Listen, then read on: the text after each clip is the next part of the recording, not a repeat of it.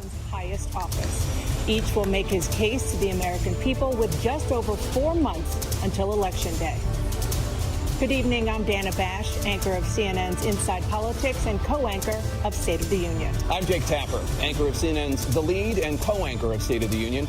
Dana and I will co-moderate this evening. Our job is to facilitate a debate between the two candidates tonight. Before we introduce them, we want to share the rules of the debate with the audience at home. Former President Trump will be on the left side of the screen. President Biden will be appearing on the right. A coin toss determined their positions. Each candidate will have 2 minutes to answer a question and 1 minute each for responses and rebuttals. An additional minute for follow-up, clarification, or response is at the moderator's discretion. When it's time for a candidate to speak, his microphone will be turned on and his opponent's microphone will be turned off. Should a candidate interrupt when his microphone is muted, he will be difficult to understand for viewers at home. At the end of the debate, each candidate will get 2 minutes for closing statements. There is no studio audience tonight. Pre-written notes, props, or contact with campaign staff are not permitted during the debate. By accepting our invitation to debate, both candidates and their campaigns agreed to accept these rules. Now, please welcome the 46th President of the United States, Joe Biden. Folks, how are you?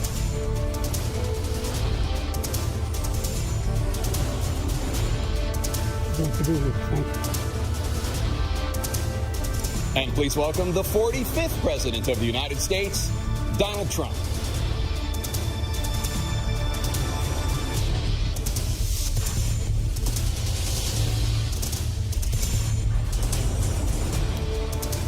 Gentlemen, thanks so much for being here. Let's begin the debate, and let's start with the issue that voters consistently say is their top concern, the economy.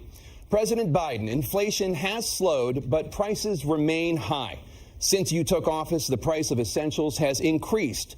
For example, a basket of groceries that cost $100 then now costs more than $120.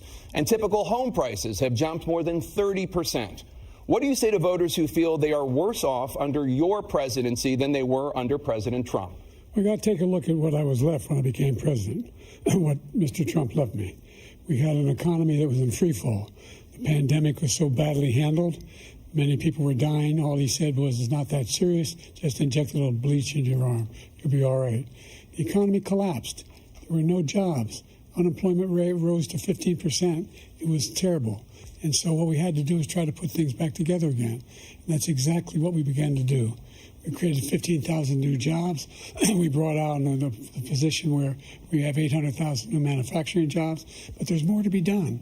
There's more to be done. Working class people are still in trouble. I come from Scranton, Pennsylvania. I come of a household where the kitchen table, if the things weren't able to be met during the month, it was a problem. Price of eggs, the price of gas, the price of housing, the price of a whole range of things. That's why I'm working so hard to make sure I deal with those problems. And we're going to make sure that we reduce the price of housing. We're going to make sure we build 2 million new units. We're going to make sure we cap rents so corporate greed can't take over. The combination, what I was left with in corporate greed, is the reason why we're in this problem right now. In addition to that, we're in a situation where if you take a look at all that was done in his administration, he didn't do much at all. By the time he left, things were in chaos, literally chaos. And so we put things back together. We created, I said, those jobs. We make sure we had a situation where we brought down the price of prescription drugs, which is a major issue for many people, to $15 for an insulin shot as opposed to $400. No senior has to pay more than $200 for any drug, all the drugs they can include beginning next year. In a situation and we're going to make that available to everybody, to all Americans. So we're working to bring down the price around the kitchen table, and that's what we're going to get done. Thank you. President Trump? We have the greatest economy in the history of our country. We have never done so well.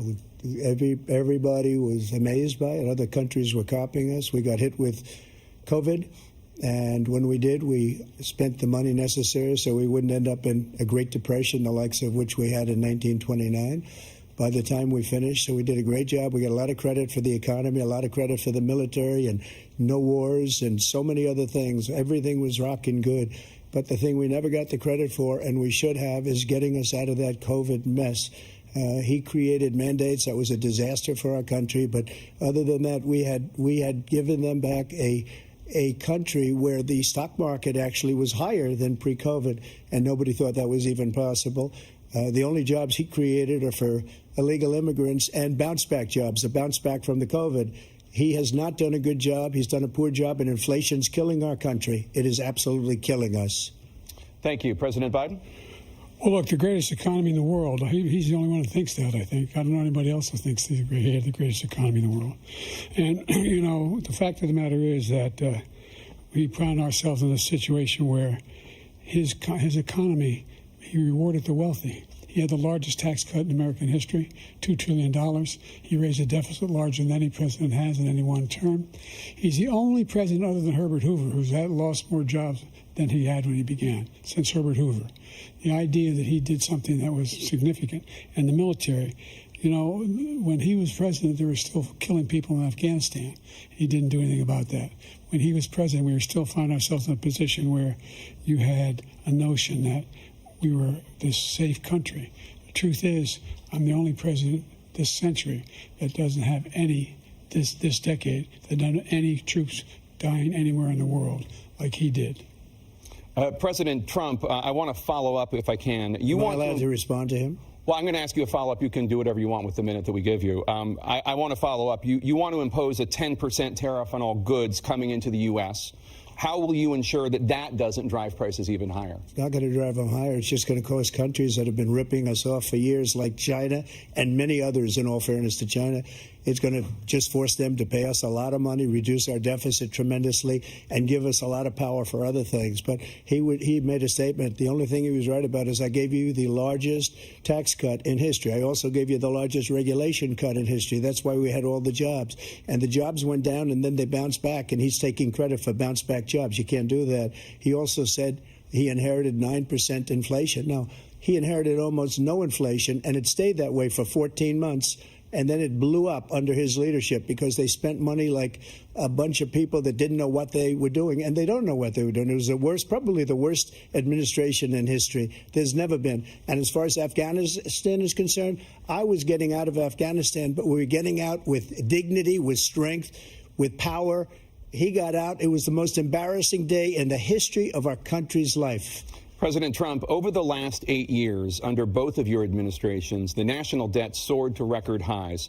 And according to a new nonpartisan analysis, President Trump, your administration approved $8.4 trillion in new debt, while so far, President Biden, you've approved $4.3 trillion in new debt. So, former President Trump, many of the tax cuts that you signed into law are set to expire next year. You want to extend them and go even further, you say.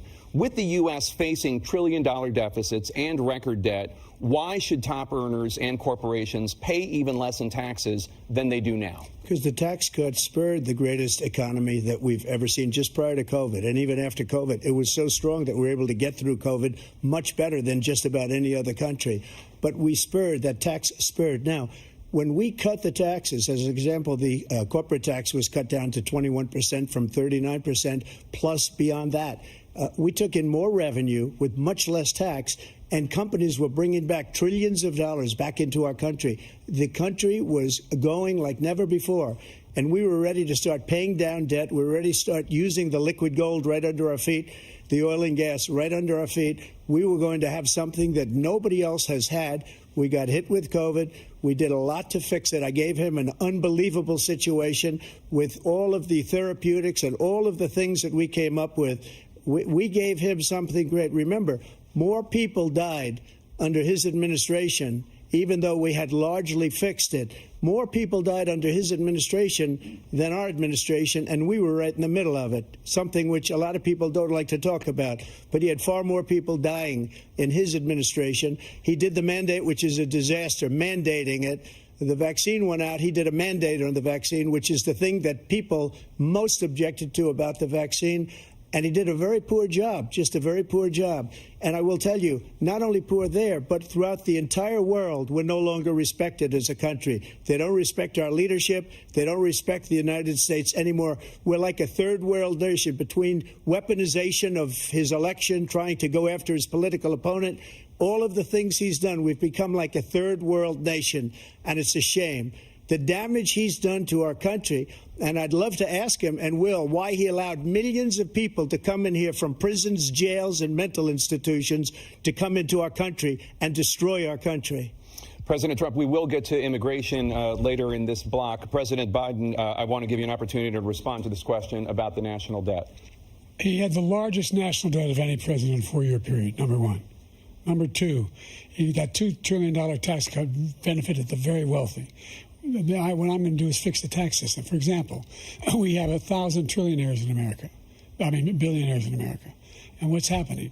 They're in a situation where they, in fact, pay 8.2% in taxes. If they just paid 24%, 25%, either one of those numbers, they'd raise $500 billion, I should say, in a 10-year period.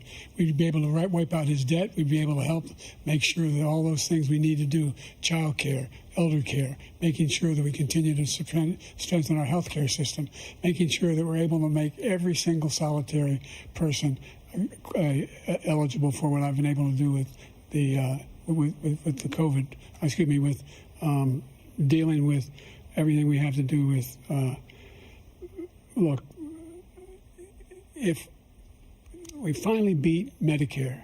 Thank you, President Biden. President Trump?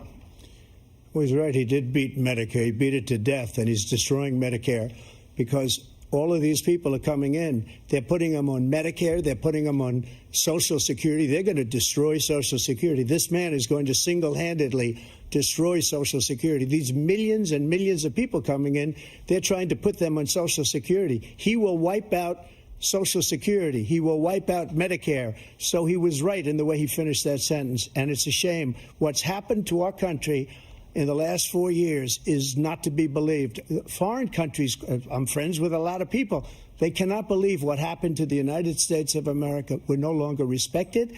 They don't like us. We give them everything they want, and they think we're stupid. They think we're very stupid people. What we're doing for other countries, and they do nothing for us. What this man has done is absolutely criminal. Thank you, President Trump. Dana? This is the first presidential election since the Supreme Court overturned Roe v. Wade. This morning, the court ruled on yet another abortion case, temporarily allowing emergency abortions to continue in Idaho, despite that state's restrictive ban. Former President Trump, you take credit for the decision to overturn Roe v. Wade, which returned the issue of abortion to the states. Correct. However, the federal government still plays a role in whether or not women have access to abortion pills. They're used in about 2/3 of all abortions. As president, would you block abortion medication? First of all, the Supreme Court just approved the abortion pill, and I agree with their decision to have done that, and I will not block it. And if you look at this whole question that you're asking, complex but not really complex. 51 years ago, you had Roe v. Wade, and everybody wanted to get it back to the states. Everybody, without exception. Democrats, Republicans, liberals, conservatives. Everybody wanted it back. Religious leaders. And what I did is I put 3 great Supreme Court justices on the court, and they happened to vote in favor of killing Roe v. Wade and moving it back to the states. This is something that everybody wanted. Now, 10 years ago or so, they started talking about how many weeks and how many this, and getting into other things. But every legal scholar throughout the world, the most respected, wanted it brought back to the states. I did that. Now the states are working it out. If you look at Ohio, it was a decision that was an end result that was a little bit more liberal than you would have thought. Kansas, I would say the same thing. Texas is different. Florida is different. But they're all making their own decisions right now. And right now, the states control it. That's the vote of the people. Like Ronald Reagan, I believe in the exceptions. I am a person that believes. And frankly, I think it's important to believe in the exceptions. Some people, you have to follow your heart. Some people don't believe in that. But I believe in the exceptions for rape, incest, and the life of the mother. I think it's very important. Some people don't. Follow your heart. But you have to get elected also. And because that has to do with other things. You got to get elected. The problem they have is they're radical because they will take the life of a child in the 8th month, the 9th month, and even after birth. After birth, if you look at the former governor of Virginia, he was willing to do this. He said, we'll put the baby aside and we'll determine what we do with the baby, meaning we'll kill the baby. What happened is we brought it back to the states, and the country is now coming together on this issue. It's been a great thing. Thank you. President Biden? It's been a terrible thing, what you've done. The fact is that the vast majority of constitutional scholars supported Roe when it was decided. Supported Roe. And that's this idea that they're all against it is just ridiculous. And this is the guy who says the state should be able to have it. We're in a state where in 6 weeks, you don't even know whether you're pregnant or not, but you cannot see a doctor, and have him decide on what your circumstances are, whether you need help. The idea that states are able to do this is a little like saying we're going to turn civil rights back to the states, let each state have a different rule. Look, there's so many young women who have been, including a young woman who just was murdered, and he went to the funeral. The idea that she was murdered by an immigrant coming in, they talk about that. But here's the deal: there's a lot of young women who are being raped by their in-laws, by their spouses, brothers and sisters, it's just ridiculous, and they can do nothing about it. And they try to arrest them when they cross state lines. Thank you. There have been many young women murdered by the same people he allows to come across our border. We have a border that's the most dangerous place anywhere in the world, considered the most dangerous place anywhere in the world. And he opened it up, and these killers are coming into our country, and they are raping and killing women. And it's a terrible thing. As far as the abortion is concerned, it is now back with the states. The states are voting. In many cases, it's frankly a very liberal decision. In many cases, it's the opposite. But they're voting, and it's bringing it back to the vote of the people, which is what everybody wanted, including the founders, if they knew about this issue, which, frankly, they didn't. But they would have. Everybody wanted brought back. Ronald Reagan wanted it brought back. He wasn't able to get it. Everybody wanted it brought back, and many presidents had tried to get it back. I was the one to do it. And again, this gives it the vote of the people, and that's where they wanted it. Every legal scholar wanted it that way. Staying on the topic of abortion, President Biden, 7 states, I'll let you do that. This is the same topic. 7 states have no legal restrictions on how far into a pregnancy a woman can obtain an abortion. Do you support any legal limits on how late a woman should be able to terminate a pregnancy? I supported Roe v. Wade, which had 3 trimesters. First time is between the woman and the doctor. Second time is between the doctor and an extreme situation. The third time is between the doctor, between the woman and the state. The idea that the politicians, that the founders wanted the politicians to be the ones making decisions about women's health is ridiculous. That's the last. No politician should be making that decision. A doctor should be making those decisions. That's how it should be run. That's what you're going to do. And if I'm elected, I'm going to restore Roe v. Wade. So that means he can take the life of the baby in the 9th month and even after birth, because some states, Democrat run, take it after birth. Again, the former governor of Virginia, put the baby down, then we decide what to do with it. So he's willing to, as we say, rip the baby out of the womb in the 9th month and kill the baby. Nobody wants that to happen, Democrat or Republican. Nobody wants it to happen. That is simply not true. The Roe v. Wade does not provide for that. That's not the circumstance. Only if a woman's life is in danger, she's going to die. That's the only circumstance in which that can happen. But we are not for late-term abortion, period. Under Roe v. Wade, you have late-term abortion. You can do whatever you want, depending on the state. You can do whatever you want. We don't think that's a good thing. We think it's a radical thing. We think the Democrats are the radicals, not the Republicans. For 51 years, that was the law. 51 years, constitutional scholarship said it was the right way to go. 51 years, and it was taken away because this guy put very conservative members on the Supreme Court. He takes credit for taking it away. What's he going to do? What's he going to do, in fact, if the MAGA Republicans, he gets elected, and the MAGA Republicans control the Congress, and they pass a universal ban on abortion, period, across the board at 6 weeks or 7 or 8 or 10 weeks, something very, very conservative. Is he going to sign that bill? I'll veto it. He'll sign it. Thank you. Let's turn now to the issue of immigration and border security. President Biden, a record number of migrants have illegally crossed the southern border on your watch. Overwhelming border states and overburdening cities such as New York and Chicago, and in some cases causing real safety and security concerns. Given that, why should voters trust you to solve this crisis? Because we worked very hard to get a bipartisan agreement that not only changed all of that, made sure that we are in a situation where you had no circumstance where they could come across the border with the number of border police there are now. We significantly increased the number of asylum officers. By the way, the Border Patrol endorsed my position. In addition to that, we found ourselves in a situation where when he was president, he was separating babies from their mothers, putting them in cages, making sure the families were separated. That's not the right way to go. What I've done since I've changed the law, what's happened? I've changed it in a way that now you're in a situation where there are 40% fewer people coming across the border illegally. It's better than when he left office. And I'm going to continue to move until we get the total ban on the total initiative relative to what we're going to do with more Border Patrol and more asylum officers. President Trump?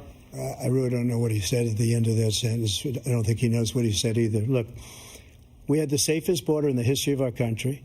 The border, all he had to do was leave it. All he had to do was leave it.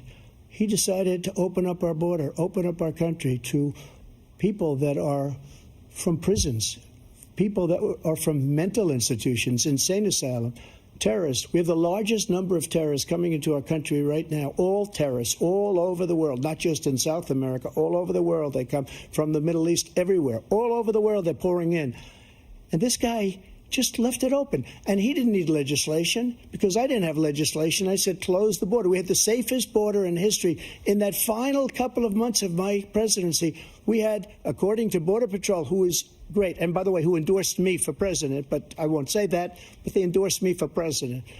Brandon, just speak to him. But look, we had the safest border in history. Now we have the worst border in history. There's never been anything like it. And people are dying all over the place, including the people that are coming up in caravans. Thank you, President Trump. President Biden? The only terrorist who's done anything crossing the border is one who came along and killed three, under his administration, killed an al-Qaeda person coming in his administration, killed three American soldiers. That's the only terrorist that's there. I'm not saying that no terrorist ever got through, but the idea they're emptying their prisons, we're welcoming these people, that's simply not true. There's no data to support what he said. Once again, he's exaggerating, he's lying. President Trump, staying on the topic of immigration, you've said that you're going to carry out, quote, the largest domestic deportation operation in American history, unquote.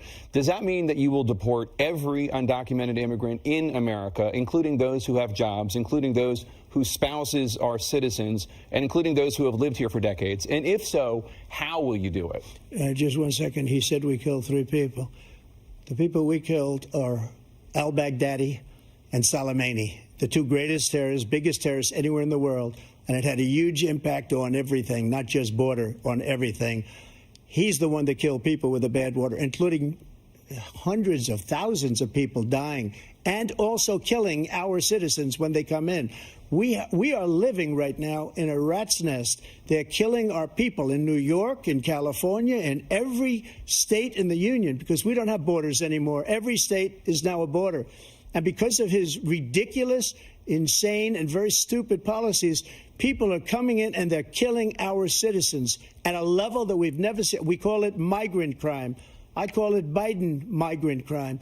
They're killing our citizens at a level that we've never seen before. And you're reading it like these three incredible young girls over the last few days. One of them, I just spoke to the mother, and they just had the funeral for this girl, 12 years old. This is horrible what's taken place. What's taken place in our country, we're literally an uncivilized country now. He doesn't want it to be. He just doesn't know. He opened the borders. Nobody's ever seen anything like. And we have to get a lot of these people out, or we have to get them out fast, because they're going to destroy our country. Just take a look at where they're living. They're living in luxury hotels in New York City and other places. Our veterans are on the street. They're dying because he doesn't care about our veterans. He doesn't care. He doesn't like the military at all, and he doesn't care about our veterans. Nobody been worse. I had the highest approval rating for veterans taking care of the VA. He has the worst. He's gotten rid of all the things that I approved, choice that I got through Congress, all of the different things I approved, they abandoned. We had by far the highest, and now it's down in less than half because he's done all these great things that we did. And I think he did it just because I approved it, which is crazy. But he has killed so many people at our border by allowing all of these people to come in. And it's a very sad day in America. President Biden, you have the mic. Every single thing he said is a lie. every single one. For example, veterans are a hell of a lot better off since I passed the PACT Act. 1 million of them now have insurance, and their families have it. Their families have it because what happened, whether it was Agent Orange or burn pits, they're all being covered now. And his group opposed that. We're also in a situation where we have great respect for veterans. My son spent a year in Iraq, living right next to one of those burn pits, came back with stage 4 glioblastoma. I was recently in France for D-Day, and I spoke all about those heroes that died. I went to the World War I cemetery he refused to go to. He was standing with his 4-star general, and he told me, he said, I don't want to go in there because they're a bunch of losers and suckers. My son was not a loser, was not a sucker. You're the sucker. You're the loser. President Trump? First of all, that was a made-up quote, suckers and losers. They made it up. It was in a third-rate magazine that's failing, like many of these magazines. He made that up. He put it in commercials. We've notified him. We had 19 people that said I didn't say it. And think of this. Who would say I'm at a cemetery or I'm talking about our veterans? Because nobody's taken better care. I'm so glad this came up, and he brought it up. There's nobody that's taken better care of our soldiers than I have. To think that I would, in front of generals and others, say suckers and losers. We have 19 people that said it was never said by me. It was made up by him, just like Russia was made up, just like the 51 intelligence agents are made up, just like the new thing with the 16 economists are talking. It's the same thing. 51 intelligence agents said that the laptop was Russia disinformation. It wasn't. That came from his son, Hunter. It wasn't Russia disinformation. He made up the suckers and losers, so he should apologize to me right now. 4-star general standing to your side who was on your staff who said you said it, period. That's number one. And number two, the idea that I have to apologize to you for anything along the line. We've done more for veterans than any president has in American history. And they now are in their family. The only sacred obligation we have as a country is to care for our veterans when they come home and their families and equip them when they go to war. That's what we're doing. That's what the VA is doing now. They're doing more for veterans than ever before in our history. All right. Thank you so much. Let's move to the topic of foreign policy. I want to begin with Russia's war against Ukraine, which is now in its 3rd year. Former President Trump, Russian President Vladimir Putin says he'll only end this war if Russia keeps the Ukrainian territory it has already claimed and Ukraine abandons its bid to join NATO. Are Putin's terms acceptable to you? First of all, our veterans and our soldiers can't stand this guy. They can't stand him. They think he's the worst commander-in-chief, if that's what you call him, that we've ever had. They can't stand him. So let's get that straight. And they like me more than just about any of them. And that's based on every single bit of information. As far as Russia and Ukraine, if we had a real president, a president that knew, that was respected by Putin, he would have never invaded Ukraine. A lot of people are dead right now, much more than people know. You know, they talk about numbers. You can double those numbers, maybe triple those numbers. He did nothing to stop it. In fact, I think he encouraged Russia from going in. I'll tell you what happened. He was so bad with Afghanistan. It was such a horrible embarrassment, most embarrassing moment in the history of our country, that when Putin watched that and he saw the incompetence, that he should have fired those generals, like I fired the one that you mentioned, and so he's got no love lost, but he should have fired those generals. No general got fired for the most embarrassing moment in the history of our country, Afghanistan, where we left billions of dollars of equipment behind. We lost 13 beautiful soldiers, and 38 soldiers were obliterated. And by the way, we left people behind, too. We left American citizens behind. When Putin saw that, he said, you know what? I think we're going to go in and maybe take this was his dream. I talked to him about it, his dream. The difference is he never would have invaded Ukraine, never. Just like Israel would have never been invaded in a million years by Hamas. You know why? Because Iran was broke with me. I wouldn't let anybody do business with them. They ran out of money. They were broke. They had no money for Hamas. They had no money for anything. No money for terror. That's why you had no terror at all during my administration. This place, the whole world is blowing up under him. President Biden? Never heard so much malarkey in my whole life. Look, the fact of the matter is that we're in a situation where, let's take the last point first. Iran attacked American troops cause brain damage for a number of these troops, and he did nothing about it. Recently, when he was president, they attacked. He said they're just having headaches. That's all it is.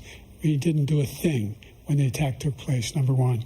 Number two, we got over 100,000 Americans and others out of Afghanistan during that airlift. Number three, we found ourselves in a situation where, if you take a look at what Trump did in Ukraine, this guy told Trump, do whatever you want, and do whatever you want. And that's exactly what Trump did to Putin, encourage him, do whatever you want. And he went in. And listen to what he said when he went in. He was going to take Kyiv in 5 days, remember? Because it's part of the old Soviet Union. That's what he wanted to reestablish, Kyiv. And he, in fact, didn't do it at all. He wasn't able to get it done.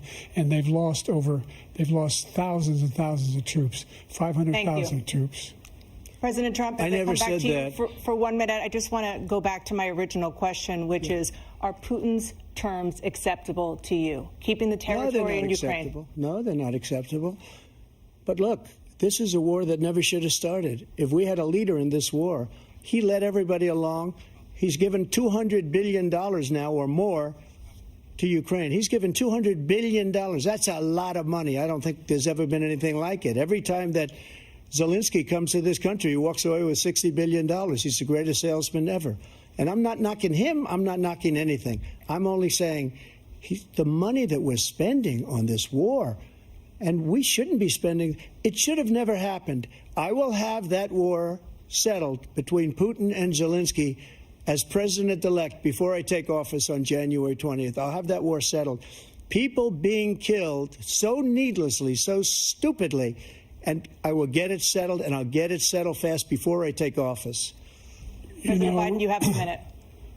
The fact is that Putin is a war criminal. He's killed thousands and thousands of people.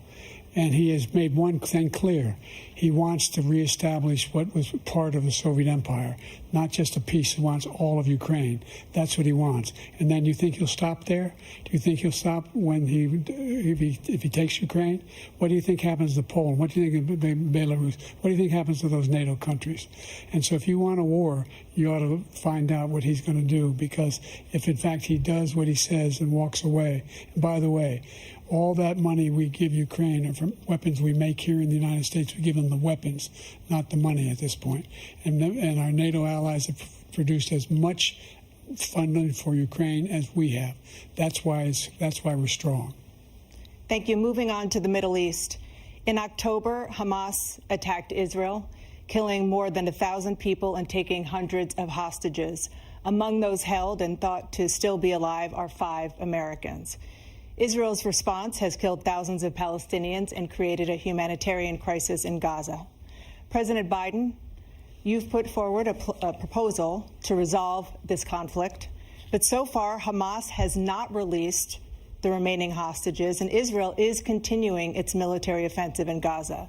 So what additional leverage will you use to get Hamas and Israel to end the war? You have 2 minutes. Number one, everyone from the United Nations Security Council straight through to the G7 to the Israelis and Netanyahu himself have endorsed the plan I put forward, which has 3 stages to it. The first stage is trade the hostages for a ceasefire. Second phase is a ceasefire with additional conditions. The third phase is the end of the war. The only one who wants the war to continue is Hamas. Number one, they're the only ones standing out. We're still pushing hard to get them to accept. In the meantime, what's happened? In Israel, we're finding that the only thing I've denied Israel was 2,000-pound bombs. They don't work very well in populated areas. They kill a lot of innocent people. We're providing Israel with all the weapons they need and when they need them. And by the way, I'm the guy that organized the world against Iran when they had a full-blown intercontinental ballistic missile attack on Israel. No one was hurt. No one Israeli was accidentally killed, and it just stopped. We saved Israel. We are the biggest producer of support for Israel of anyone in the world. And so there are 2 different things. Hamas cannot be allowed to be continued. We continue to send our experts and our intelligence people as to how they can get Hamas like we did bin Laden. You don't have to do it. And by the way, they've been greatly weakened, Hamas, greatly weakened, and they should be. They should be eliminated. But you've got to be careful for using certain weapons among population centers. Just going back to Ukraine for 1 second. We have an ocean separating us. The European nations together have spent $100 billion, or maybe more than that, less than us. Why doesn't he call them and say, you got to put up your money like I did with NATO? I got them to put up hundreds of billions of dollars. The Secretary General of NATO said Trump did the most incredible job I've ever seen. They wouldn't have any. They were going out of business. We were spending almost 100% of the money was paid by us. He didn't do that. He's getting all. You got to ask these people to put up the money. We're over $100 billion more spent, and it has a bigger impact on them because of location, because we have an ocean in between. You got to ask them. As far as Israel and Hamas, Israel's the one that wants to go. He said the only one that wants to keep going is Hamas. Actually, Israel is the one, and you should let him go and let him finish the job. He doesn't want to do it. He's become like a Palestinian, but they don't like him because he's a very bad Palestinian. He's a weak one. President Biden, you have a minute. I've never heard so much foolishness. This is a guy who wants to get out of NATO. Are you going to stay in NATO? He's going to pull out of NATO. The idea that we have, our strength lies in our alliances as well. It may be a big ocean, but are we ever able to avoid a war in Europe, a major war in Europe? What happens if, in fact, you have Putin continue to go into NATO? We have an Article 5 agreement. Attack on one is attack on all. You want to start the nuclear war he keeps talking about, go ahead. Let Putin go in and control Ukraine and then move on to Poland and other places. See what happens then. He has no idea what the hell he's talking about. And by the way, I got 50 other nations around the world to support Ukraine, including Japan and South Korea, because they understand that this kind of dislocation has a serious threat to the whole world peace. No major war in Europe has ever been able to be contained just to Europe. President Trump, just to follow up, would you support the creation of an independent Palestinian state in order to achieve peace in the region? I'd have to see. But before we do that, the problem we have is that we spend all the money. So they kill us on trade. I made great trade deals with the European nations because if you add them up, they're about the same size economically. Their economy is about the same size as the United States. And they were no cars, they don't want anything that we have. But we're supposed to take their cars, their food, their everything, their agriculture. I changed that. But the big thing I changed is they don't want to pay. And the only reason that he can play games with NATO is because I got them to put up hundreds of billions of dollars. I said, and he's right about this, I said, no, I'm not going to support NATO if you don't pay. They asked me that question, would you guard us against Russia at a very secret meeting of the 28 states at that time, nations at that time? And I said, no, if you don't pay, I won't do that. And you know what happened? Billions and billions of dollars came flowing in the next day and the next months. But now we're in the same position. We're paying everybody's bills. Let's turn to the issue of democracy. Former President Trump, I want to ask you about January 6, 2021. After you rallied your supporters that day, some of them stormed the Capitol to stop the constitutionally mandated counting of electoral votes. As president, you swore an oath to, quote, preserve, protect, and defend, unquote, the Constitution. What do you say to voters who believe that you violated that oath through your actions and inaction on January 6th and worry that you'll do it again? Well, I don't think too many believe that. And let me tell you about January 6th. On January 6th, we had a great border. Nobody coming through, very few. On January 6th, we were energy independent. On January 6th, we had the lowest taxes ever. We had the lowest regulations ever. On January 6th, we were respected all over the world. All over the world, we were respected. And then he comes in, and we're now laughed at. We're like a bunch of stupid people. What happened to the United States' reputation under this man's leadership is horrible, including weaponization, which I'm sure at some point you'll be talking about, where he goes after his political opponent because he can't beat him fair and square. You have 80 seconds left. My question was, what do you say to those voters who believe that you violated your constitutional oath through your actions and inaction on January 6, 2021, and worry that you'll do it again? Well, I didn't say that to anybody. I said peacefully and patriotically. And Nancy Pelosi, if you just watched the news from 2 days ago, on tape to her daughter, who's a documentary filmmaker, they say, but she's saying, oh, no, it's my responsibility. I was responsible for this. Because I offered her 10,000 soldiers or National Guard, and she turned them down. And the mayor in writing, by the way, the mayor in writing turned it down, the mayor of D.C. They turned it down. I offered 10,000 because I could see, I had virtually nothing to do. They asked me to go make a speech. I could see what was happening. Everybody was saying they're going to be there on January 6th. They're going to be there. And I said, you know what? There's a lot of people coming. You could feel it. You could feel it, too, and you could feel it. And I said, they ought to have some National Guard or whatever. And I offered it to her. And she now admits that she turned it down.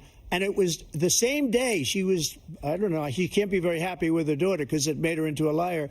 She said, I take full responsibility for January 6th. President Biden? Look, he encouraged those folks to go up on Capitol Hill, number one. I sat in the dining room off the Oval Office. He sat there for 3 hours watching, begging, being begged by his vice president and a number of his colleagues on the Republican side as well to do something, to call for a stop, to end it. Instead, they talked about these people being patriots and great patrons of America. In fact, he says he'll not forgive them for what they've done. They've been convicted. He says he wants to commute their sentences and say that no. But he went to every single court in the nation.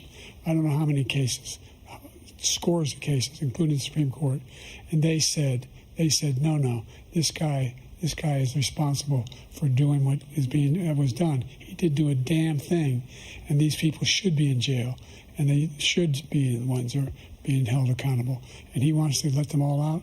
And now he says if he loses again, such a whiner that he is, that it could be a bloodbath. Thank you, President Biden. President Trump? What they've done to some people that are so innocent, you ought to be ashamed of yourself. What you have done, how you've destroyed the lives of so many people. When they ripped down Portland, when they ripped down many other cities, you go to Minnesota, Minneapolis, what they've done there with the fires all over the city. If I didn't bring in the National Guard, that city would have been destroyed. When you look at all of they took over big chunks of Seattle. I was all set to bring in the National Guard. They heard that. They saw them coming, and they left immediately. What he said about this whole subject is so off. Peacefully patriotic. One other thing.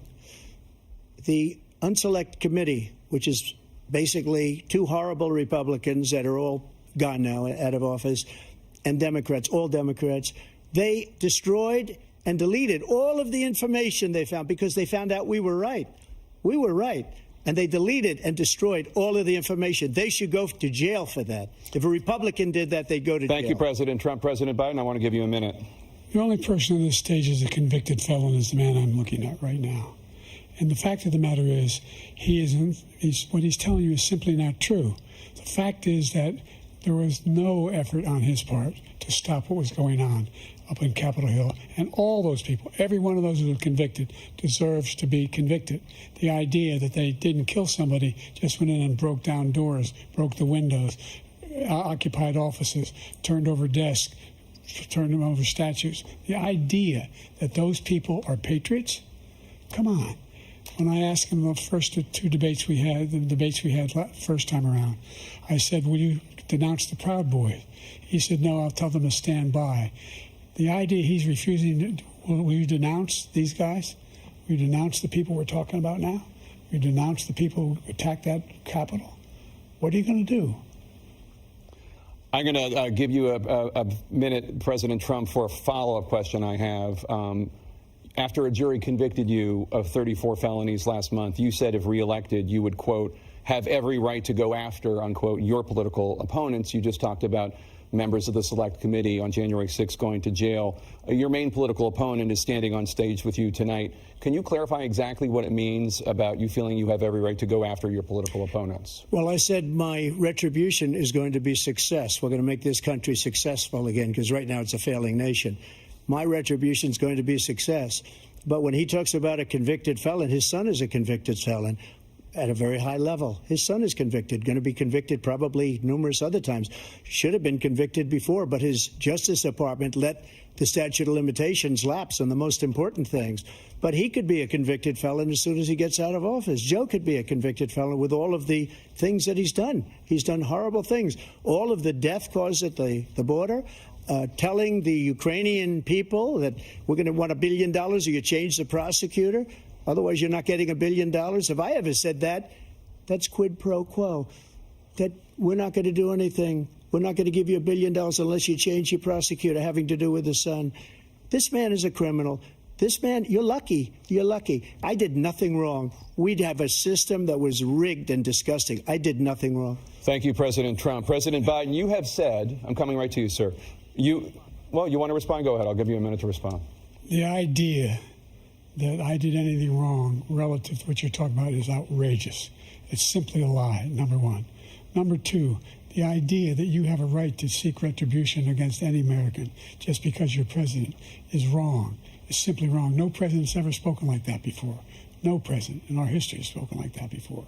Number three, the crimes that you are still charged with, and think of all the civil penalties you have. How many billions of dollars do you owe in civil penalties for molesting a woman in public, for doing a whole range of things, of having sex with a porn star on the night while your wife was pregnant?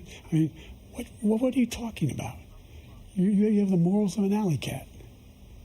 Give you a minute, sir. I didn't have sex with a porn star, number one. Number two, that was a case that was started and moved. They moved a high-ranking official, a DOJ, into the Manhattan DA's office to start that case.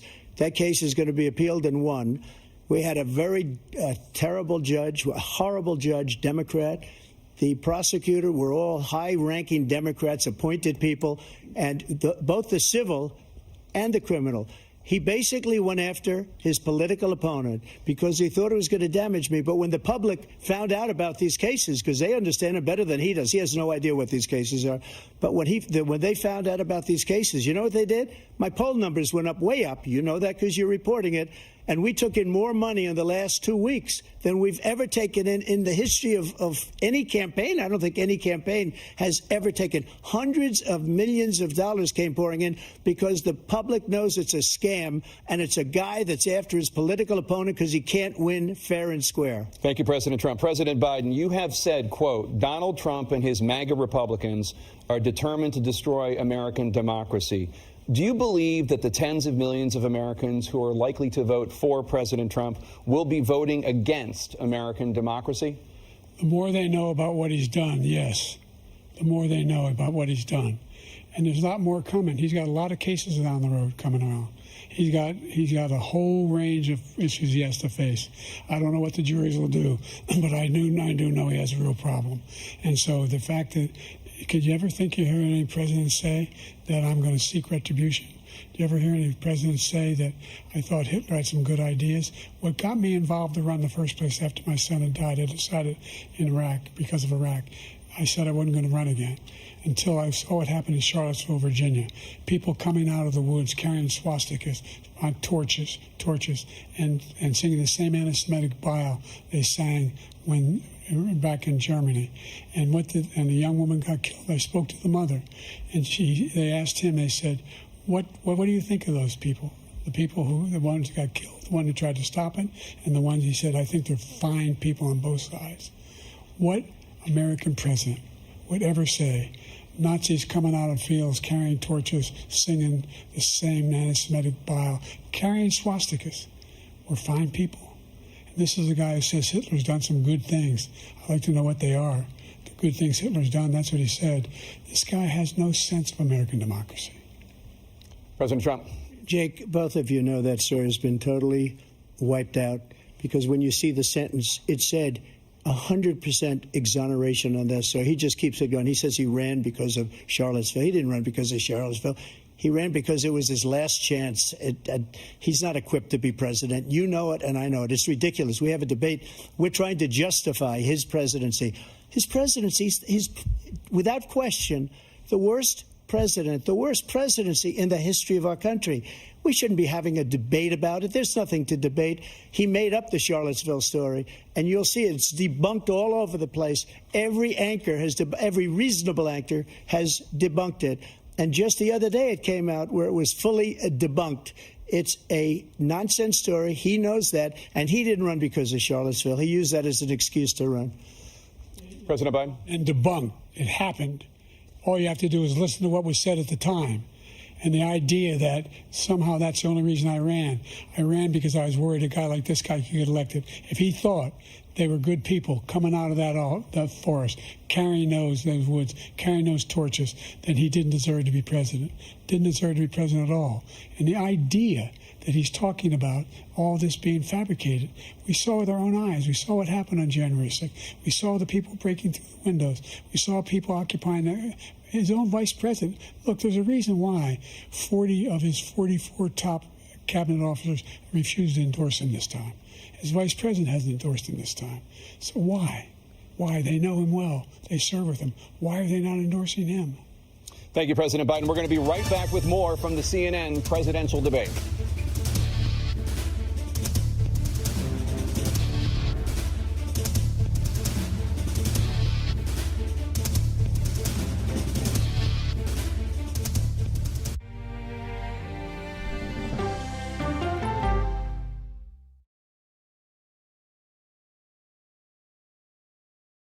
Under your presidency, black families still earn far less than white families. Black mothers are still 3 times more likely to die from pregnancy-related causes, and black Americans are imprisoned at 5 times the rate of white Americans. What do you say to black voters who are disappointed that you haven't made more progress? They acknowledge they made a lot of progress, number one. The fact of the matter is there's more small black businesses that have been started than any time in history.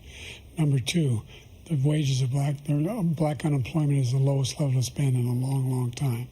Number three, we're providing housing for black Americans and dealing with the segregation that exists among these corporations that collude to keep people out of their houses.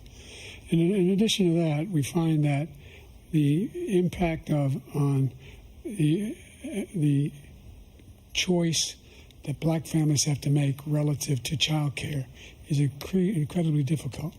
When we did the first major piece of legislation in the past, I was able to reduce black child care costs. I cut them in half.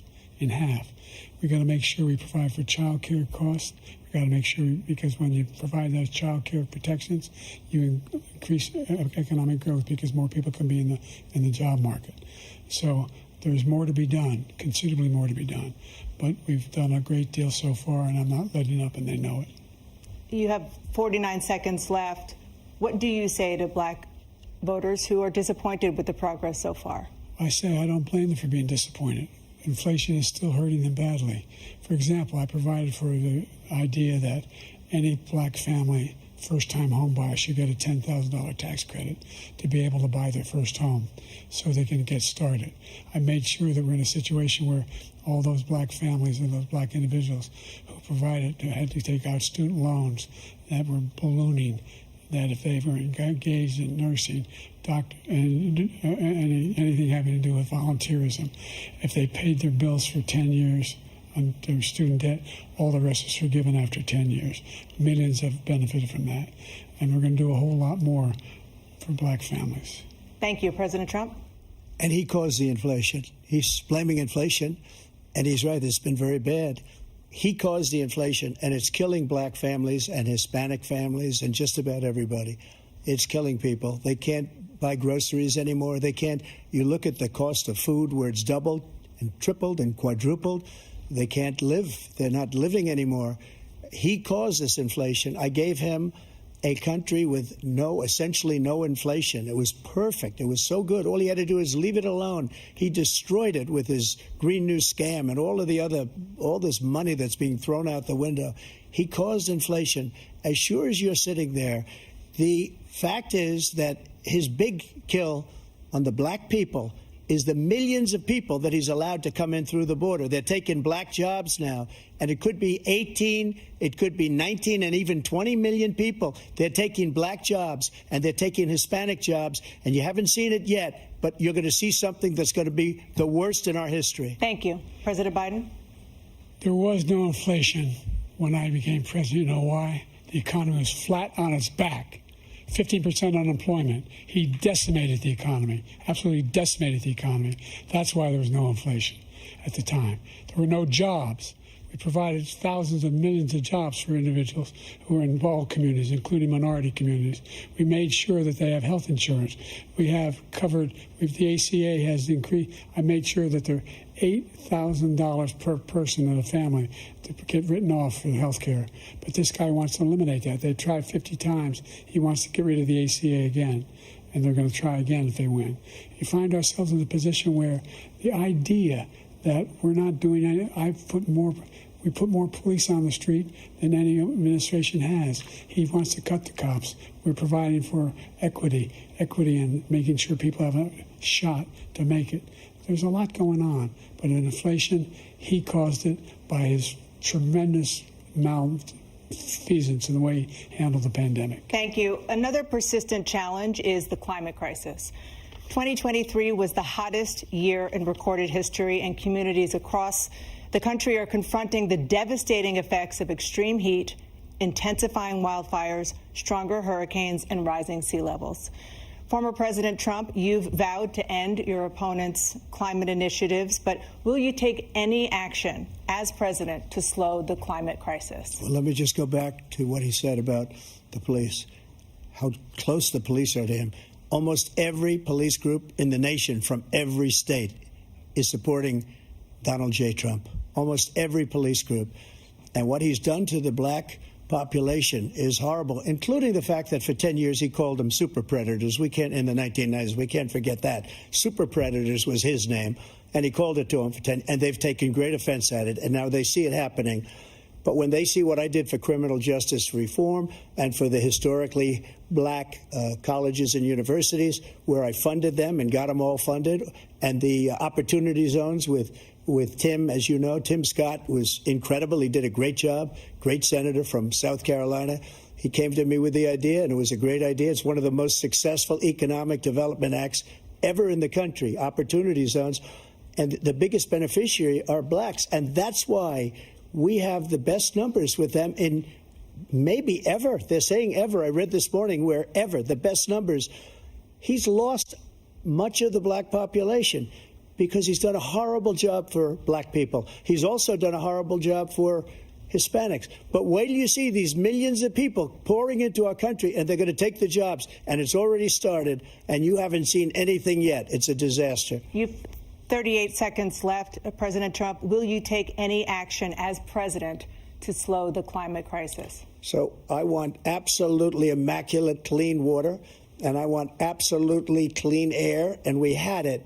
We had H2O. We had the best numbers ever, and we were using all forms of energy, all forms, everything. And yet, during my 4 years, I had the best environmental numbers ever. And my top environmental people gave me that statistic just before I walked on the stage, actually. I don't know where the hell he's been. The idea that anything he said is true. I've passed the most extensive climate change legislation in history. We find ourselves, and by the way, black colleges. I came up with $15 billion for HBCUs, historic black universities and colleges, because they don't have the kind of contributors that they have to build these laboratories and the like. Any black student is capable in college of doing any white student can do. They just don't have the money, but now they'll be able to get those jobs in high tech. We're in a situation where the idea that he is claiming to have done something that had the cleanest water, he hadn't done a damn thing with the environment. He pulled out of the Paris Peace Accord, Climate Accord. I immediately joined it because if we reach 1.5 degrees Celsius at any one point, there's no way back. The only existential threat to humanity is climate change, and he didn't do a damn thing about it. He wants to undo all that I've done. The Paris Accord was going to cost us $1 trillion, and China nothing, and Russia nothing, and India nothing. It was a ripoff of the United States. And I ended it because I didn't want to waste that money because they treat us horribly. We were the only ones. It was costing us money. Nobody else was paying into it. And it was a disaster. But everything that he said just now, I'll give you an example. I heard him say before insulin. I'm the one that got the insulin down for the seniors. I took care of the seniors. What he's doing is destroying all of our medical programs because the migrants coming in, they want everybody. And look, I have the biggest heart on the stage. I guarantee you that. And I want to take care of people. But we're destroying our country. They're taking over our schools, our hospitals, and they're going to be taking over Social Security. He is destroying Social Security, Medicare, and Medicaid. The idea is that we, in fact, we were the only ones of consequence who were not members of the Paris Accord. How can we do anything if we're not able to, the United States can't get its pollution under control? One of the largest polluters in the world, number one. We're making significant progress. By 2035, we will have cut pollution in half. We have made significant progress, and we're continuing to make progress. We set up a climate corps for thousands of young people who will learn how to deal with climate, just like the Peace Corps. And we're moving in directions that are going to significantly change the elements of cause of pollution. But the idea that he claims that he has the biggest heart up here and he's really concerned about pollution and about climate, I've not seen any indication of that. And by the way, with regard to prescription drugs, one company agreed that they would reduce the price to $35, which I was calling for, one, voluntarily. I made sure every company in the world, every pharmaceutical company, cannot have to pay. Thank you.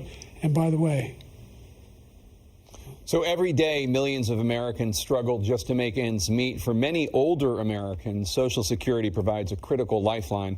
President Biden, if nothing is done to Social Security, seniors will see their benefits cut in just over 10 years.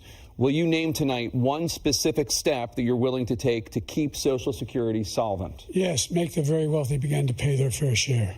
Right now, everybody making under $170,000 pays 6% of their income, of their paycheck, every single time they get a paycheck from the time the first one they get when they're 18 years old.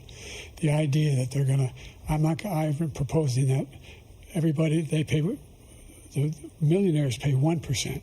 1%. So no one I would not raise the cost of Social Security for anybody under $400,000. After that, I began to make the wealthy begin to pay their fair share by increasing from 1% beyond to be able to guarantee the program for life. So you still have 82 seconds left. Are there any other measures that you think that would be able to help keep Social Security solvent, or is that one enough? Well, no, that one enough will keep it solvent. But the biggest thing I'll do if we defeat this man, because he wants to get rid of Social Security. He thinks there's plenty to cut in Social Security. He's wanting to cut Social Security and Medicare both times. And and if you look at the program put forward by the House Republican caucus that he, I believe, supports, is in fact want to cut it as well. The idea that we don't need to protect our seniors is ridiculous. And by the way, the American public has greater health care coverage today than ever before. And on the ACA, as I said, you're in a circumstance where 400,000 people, 40 million people would not have insurance because they have a pre-existing condition. The only thing that allows them to have that insurance is the fact that they, in fact, are part of the ACA. And by the way, the other thing is we're in a situation where we talk about education for black communities. I've raised the amount of money for Pell Grants by another $8,000. So anybody making under $70,000 a year is going to be able to get $15,000 toward their tuition. He just doesn't know what he's talking about. Thank you, President Biden. President Trump. So I've dealt with politicians all my life. I've been on this side of the equation for the last 8 years. I've never seen anybody lie like this guy. He lies. I've never seen it. He could look you in the face. About so many other things, too. And we mentioned the laptop. We mentioned Russia, Ukraine. Everything he does is a lie. It's misinformation and disinformation.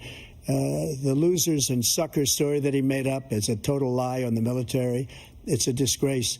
But Social Security, He's destroying it because millions of people are pouring into our country, and they're putting them onto Social Security. They're putting them onto Medicare, Medicaid.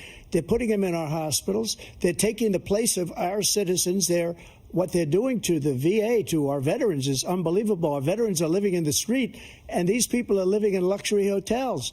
He doesn't know what he's doing, and it's really coming back. I've never seen such anger in our country before. President Biden? The idea that veterans are not being taken care of, I told you before. And by the way, when I said suckers and losers, he acknowledged after that he fired that general. That general got fired because he's the one that acknowledged that that's what he said. He was the one standing with Trump when he said it, number one. Number two, the idea that we're going to be in a situation where all these millions and millions, the way he talks about it, illegal aliens are coming into the country and taking away our jobs. There's a reason why we have the fastest growing economy in the world, the reason why we have the most successful economy in the world. We're doing better than any other nation in the world. And by the way, those 15 Nobel laureates he talked about being phony, those 15 Nobel laureates, economists, they all said that if Trump is reelected, we're likely to have a recession. And inflation is going to increasingly go up. And by the way, worst president in history, 159 presidential scholars voted him the worst president in the history of the United States of America. President Biden, thank you so much. Let's turn to the cost of child care, which many American families struggle to afford. President Trump, both you and President Biden have tried to address this issue, but the average cost of child care in this country has risen to more than $11,000 a year per child. For many families, the cost of child care for 2 children is more than their rent. In your second term, what would you do to make child care more affordable? Just to go back, the general got fired because he was no good. And if he said that, that's why he made it up. But we have 19 people that said I didn't say it, and they're very highly respected, much more so than him. The other thing is, he doesn't fire people. He never fired people. I've never seen him fire anybody. I did fire a lot. I fired Comey because he was no good. I fired a lot of the top people at the FBI, drained the swamp. They were no good. Not easy to fire people. You'd pay a price for it, but they were no good. I inherited these people. I didn't put Comey there. He was no good. I fired him. This guy hasn't fired anybody. He never fires. He should have fired every military man that was involved with the Afghanistan horror show, the most embarrassing moment in the history of our country. He didn't fire. Did you fire anybody? Did you fire anybody that's on the border, that's allowed us to have the worst border in the history of the world? Did anybody get fired for allowing 18 million people, many from prisons, many from mental institutions? Did you fire anybody that allowed our country to be destroyed? Joe, our country is being destroyed as you and I sit up here and waste a lot of time on this debate. This shouldn't be a debate. He is the worst president. He just said about me because I said it. But look, he's the worst president in the history of our country. He's destroyed our country. Now all of a sudden he's trying to get a little tough on the border. He came out with a nothing deal, and it reduced it a little bit, like this much. It's insignificant. He wants open borders. He wants our country to either be destroyed or he wants to pick up those people as voters. And I don't think we just can't let it happen. If he wins this election, our country doesn't have a chance, not even a chance, of coming out of this rut. We probably won't have a country left anymore. That's how bad it is. He is the worst in history by far. Thank you, President Trump. President Biden? We are the most admired country in the world. We're the United States of America. There's nothing beyond our capacity. We have the finest military in the history of the world, the finest in the history of the world. No one thinks we're weak. No one wants to screw around with us. Nobody, number one. Number two, the idea that we're talking about worst presidents. I wasn't joking. Look it up or go online. 159 or 58, don't hold me the exact number, presidential historians, they've had meetings and they voted who's the worst president in American history. One through best to worst. They said he was the worst in all of American history. That's a fact. That's not conjecture. He can argue they're wrong, but that's what they voted. The idea that he is doing anything to deal with child care, he did virtually nothing to child care. We should significantly increase the child care tax credit. We should significantly increase the availability of women and men or single parents to be able to go back to work. and we should encourage businesses to have. Thank you, President Biden. President Trump, the question was about what would you do to make child care more affordable, if you want to take your minute. Just so you understand, we have polling, we have other things that they rate him the worst because what he's done is so bad. And they rate me, I'll show you, I will show you, and they rate me one of the best, okay? And if I'm given another 4 years, I will be the best. I think I'll be the best. Nobody's ever created an economy like us. Nobody ever cut taxes like us. He's the only one I know. He wants to raise your taxes by 4 times. He wants to raise everybody's taxes by 4 times. He wants the Trump tax cuts to expire. So everybody, including the two of you, are going to pay 4 to 5 times. Nobody ever heard of this before. All my life, I'd grow up and I'd see politicians talking about cutting taxes. When we cut taxes, as I said, we did more business. Apple and all these companies, they were bringing money back into our country. The worst president in history by far, and everybody knows it. President Biden? Look, the fact of the matter is that he's dead wrong about.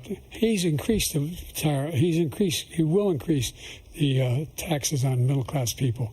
I said I'd never raise a tax on anybody making less than $400,000. I didn't. But this tariff is 10% tariffs. Everything coming in the country, you know what the economists say? That's going to cost the average American $2,500 a year more because they're going to have to pay the difference in food and all the things that are very important. Number two, he's in a situation where he talks about how he has not raised, he's somehow helped the middle class. The middle class have been devastated by you.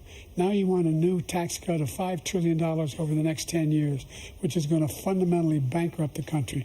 You had the largest deficit of any president in American history, number one. Number two, you have not, in fact, made any contact, any progress with China. We are the lowest trade deficit with China since 2010. Thank you, President Biden. You lost. Thank you, President Biden. Let's discuss an epidemic impacting millions of Americans that both of you have made a top priority in your first term, the opioid crisis. And for both of you, the number of overdose deaths in this country has gone up. Under your term, it went up. Under your term, it has gone up. Former President Trump, despite the efforts that both of you have made, more than 100,000 Americans are dying from overdoses every year, primarily from fentanyl and other opioids. What will you do to help Americans right now in the throes of addiction who are struggling to get the treatment they need? To finish up, we now have the largest deficit in the history of our country under this guy. We have the largest deficit with China. He gets paid by China. He's a Manchurian candidate. He gets money from China. So I think he's afraid to deal with them or something. But do you notice he never took out my tariffs because we bring in so much money with the tariffs that I imposed on China. He never took them away. He can't because it's too much money. It's tremendous. And we saved our steel industries, and there was more to come, but he hasn't done that.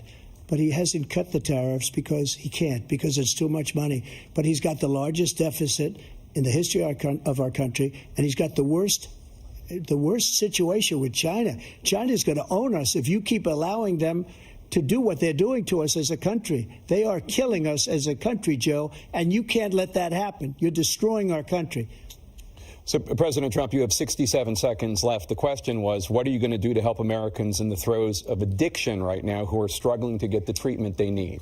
Jake, we were doing very well at addiction until the COVID came along. We had the 2.5, almost 3 years of like nobody's ever had before, any country, in every way. And then we had to get tough. And it was the drugs pouring across the border it started to increase. We got great equipment. We bought the certain dog that's the most incredible thing that you've ever seen, the way they can spot it. We did a lot, and we were getting very low numbers, very, very low numbers. Then he came along. The numbers, have you seen the numbers now? It's not only the 18 million people that I believe is even low because the gotaways, they don't even talk about gotaways. But the numbers of the amount of drugs and human trafficking in women coming across our border, the worst thing I've ever seen, at numbers that nobody's ever seen under him because the border's so bad. But the number of drugs coming across our border now is the largest we've ever had by far. President Trump, thank you. President Biden? Fentanyl and the byproducts of fentanyl went down for a while. And I wanted to make sure we use the machinery that can detect fentanyl, these big machines that roll over everything that comes across the border. and it costs a lot of money. That was part of this deal we put together, this bipartisan deal. More fentanyl machines, more be able to detect drugs, more numbers of agents, more numbers of all the people at the border. And when we had that deal done, he called his Republican colleagues, said, don't do it. It's going to hurt me politically. No, he never argued it's not a good bill. It's a really good bill. We need those machines. We need those machines. And we're coming down very hard in every country in Asia in terms of precursors for fentanyl. And Mexico is working with us to make sure they don't have the technology to be able to put it together. That's what we have to do. We need those machines. Thank you, President Biden. President Trump, and again, the question is about Americans in the throes of addiction right now, struggling to get the treatment they need. Well, because this does pertain to it. He ended Remain in Mexico. He ended catch and release. I made it catch and release in Mexico, not catch and release here. We had so many things that we had done, hard negotiations with Mexico, and I got it all for nothing. It's just like when you have a hostage. We always pay $6 billion for a hostage. Every time we say it's a hostage. Now we have a hostage, a Wall Street Journal reporter, I think a good guy, and he's over there because Putin is laughing at this guy, probably asking for billions of dollars for the reporter. I will have him out very quickly as soon as I take office. Before I take office, I said by literally as soon as I win the election, I will have that reporter out. He should have had him out a long time ago, but Putin's probably asking for billions and billions of dollars because this guy pays it every time. We had 2 cases where we paid $6 billion for 5 people. I got 58 people out, and I paid essentially nothing. Thank you, President Trump. Dana? Let's turn to concerns that voters have about each of you. President Biden, you would be 86 at the end of your second term. How do you address concerns about your capability to handle the toughest job in the world well into your 80s? Well, first of all, I spent half my career being criticized as being the youngest person in politics. I was the second youngest person ever elected to the United States Senate, and now I'm the oldest. This guy's 3 years younger and a lot less competent. I think that just look at the record. Look at what I've done. Look how I've turned around the horrible situation he left me. As I said, 15 million new jobs, 800,000 manufacturing jobs, more investment in America, over billions of dollars in private investment in enterprises that we are growing. By the way, we brought an awful lot of people. Well, the whole idea of computer chips. We used to have 40% of the market. We invented those chips, and we lost it because he was sending people to find the cheapest jobs overseas and then bring home a product. So I went to South Korea. I convinced Samsung to invest billions of dollars here in the United States. And guess what? Those fabs, they call them, to build these chips, those fabs pay over $100,000. You don't need a college degree for them. And there's billions, about $40 billion already being invested and being built right now in the United States, creating significant jobs for Americans from all over the world. President Biden, you have 40 seconds left. Would you like to add anything? Yeah, I would. The idea that somehow we are this failing country.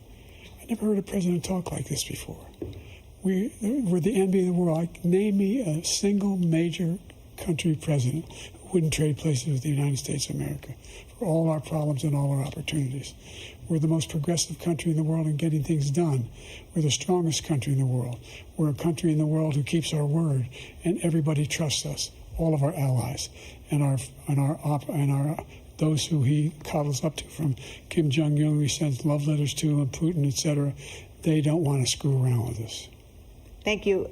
Former President Trump, to follow up, you would be 82 at the end of your second term.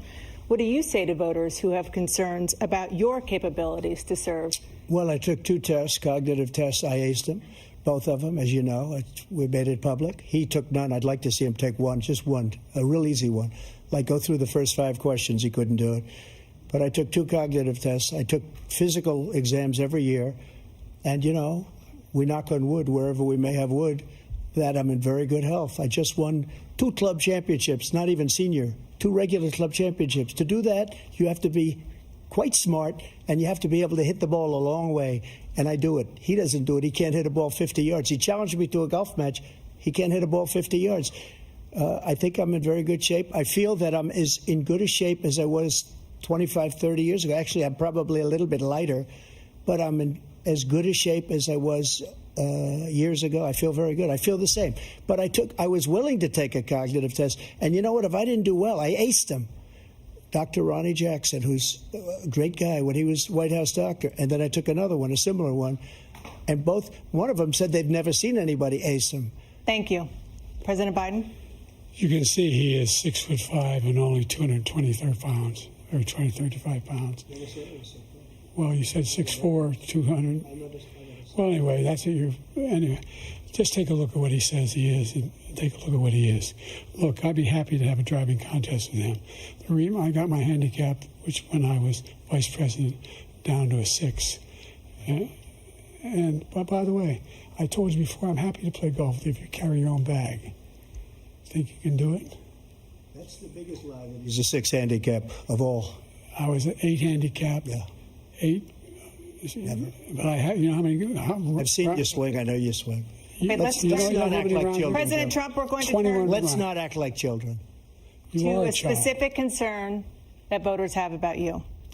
Will you pledge tonight that once all legal challenges have been exhausted, that you will accept the results of this election, regardless of who wins, and you will say right now that political violence in any form is unacceptable?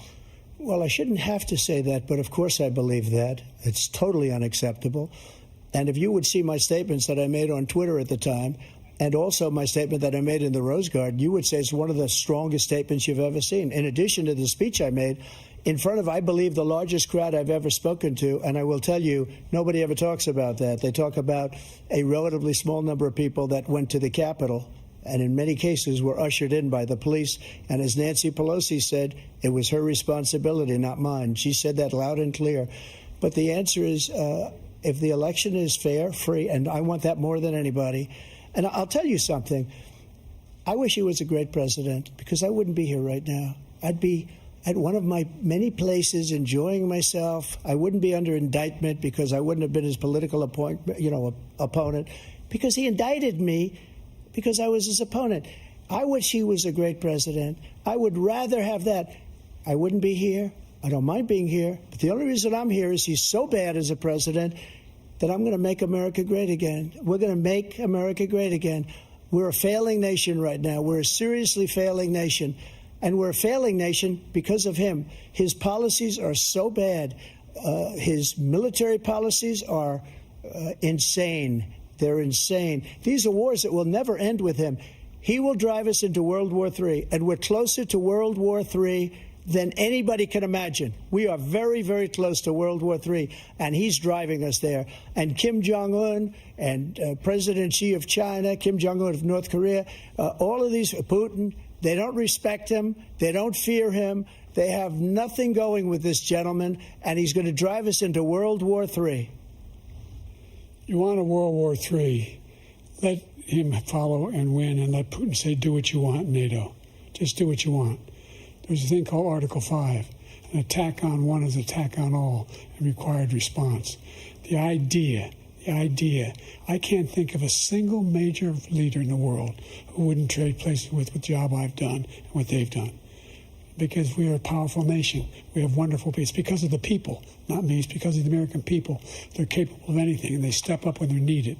And right now, we're needed. We're needed to protect the world because our own safety is at stake. And again, you want to have a war, just let Putin go ahead and take Kyiv, make sure they move on, see what happens in Poland, Hungary, and other places along that border. Then you have a war. President Trump, as I come back to you for a follow-up, the question was, will you accept the results of this election, regardless of who wins?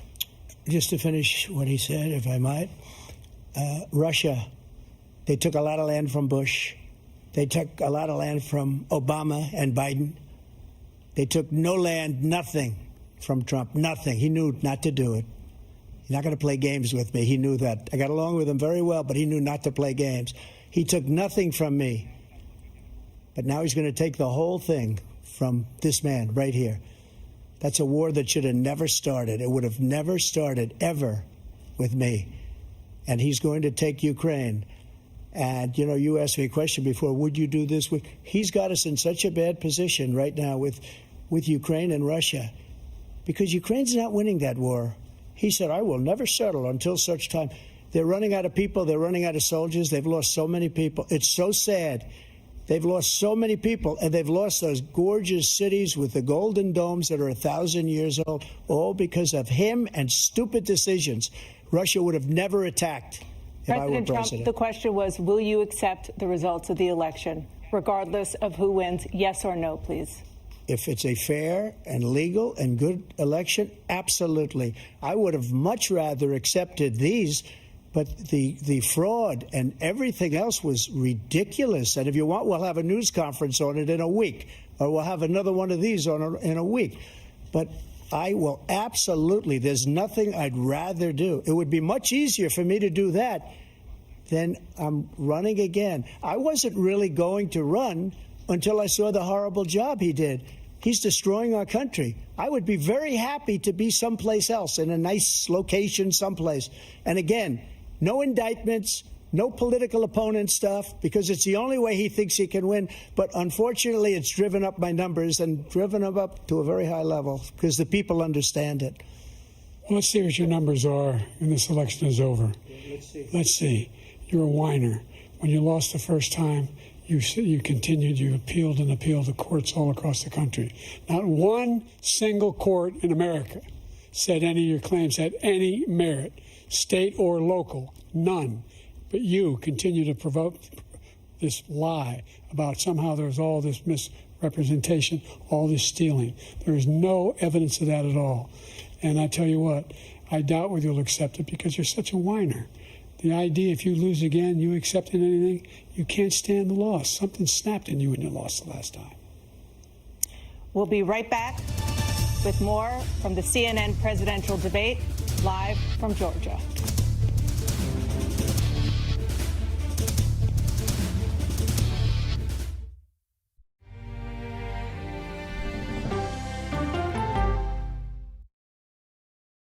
Is predetermined by a coin toss. We're going to begin with you, President Biden. You have 2 minutes. We've made significant progress from the debacle that was left by President Trump in his last term. We find ourselves in a situation where, number one, we have to make sure that we have a fair tax system. I ask anyone out there in the audience, or anyone out watching this debate, do you think the tax system is fair? The fact is that I said nobody even making under $400,000 had a single penny increase in their taxes, and will not. And if I'm reelected, that'll be the case again. But this guy has increased your taxes because of the deficit. Number one, he's increased inflation because of the debacle he left after the way he handled the pandemic. And he finds himself in a position where he now wants to tax you more by putting a 10% tariff on everything that comes into the United States of America.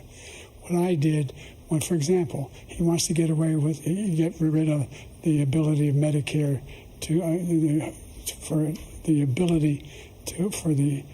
us to be able to negotiate drug prices with the big pharma companies. Well, guess what?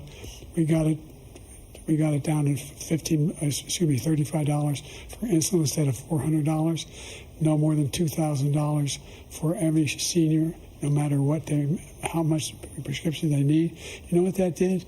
That reduced the federal debt by $160 billion over 10 years because the government doesn't have to pay the exorbitant prices. I'm going to make that available to every senior all along. It's happening now, and everybody in America. He wants to get rid of that. I'm going to make sure that we have child care. We're going to significantly increase the credits people have for child care. I'm going to make sure we do something about what we're doing on lead pipes and all the things that are causing health problems for people across the country. We're going to continue to fight to bring down inflation and give people a break. Thank you, President Biden. President Trump, you now have 2 minutes for your closing statement. Like so many politicians, this man is just a complainer. He said, we want to do this, we want to do that, we want to get rid of this tax, that tax. But he doesn't do anything.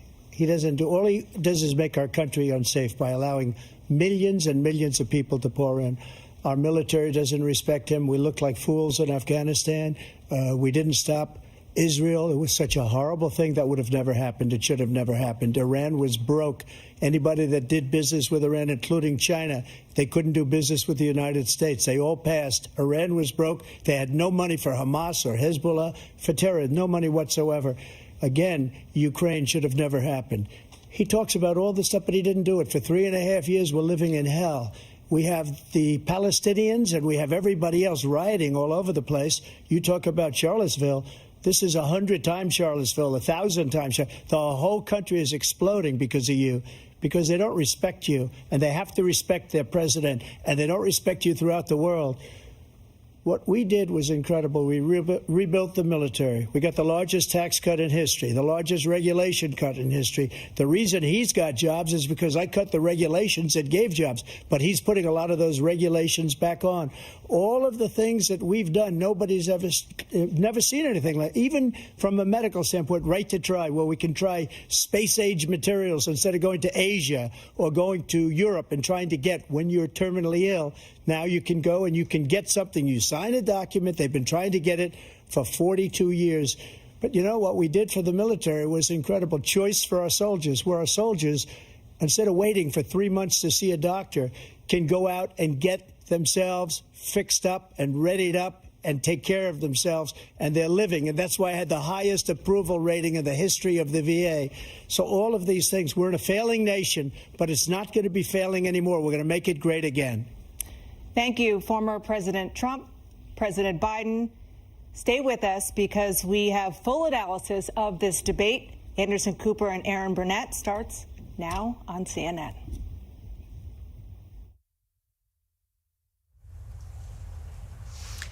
And so the first presidential debate of the 2024 election season is in the books. As you witnessed, President Biden opening this debate and continuing with a very shaky voice, a raspy voice that we have learned from advisors close to him that apparently he's had a cold for the past several days. But he also had a number of wandering answers during this debate. He had a number of facts and accomplishments that he wanted to touted, but I think his voice and sometimes was distracting from that. President Trump offered repeated lies and exaggerations, but then President Biden failed to fact-check Trump most of the time. We've got our entire panel here tonight to discuss what we witnessed. John Dickerson, I'll start with you.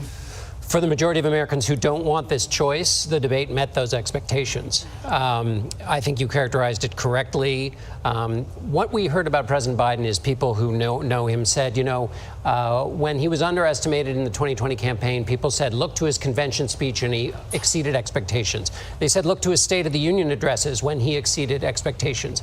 On the debate stage, he came in well under expectations, both as a matter of performance and as arguing for why his vision for the future is better. As you mentioned, Donald Trump gave fantastical, delusional answers on January 6th, on Charlottesville, on what he said about the theft of the last election. And that matters because he's trying to convince people who saw things with their own eyes that what they saw was not so.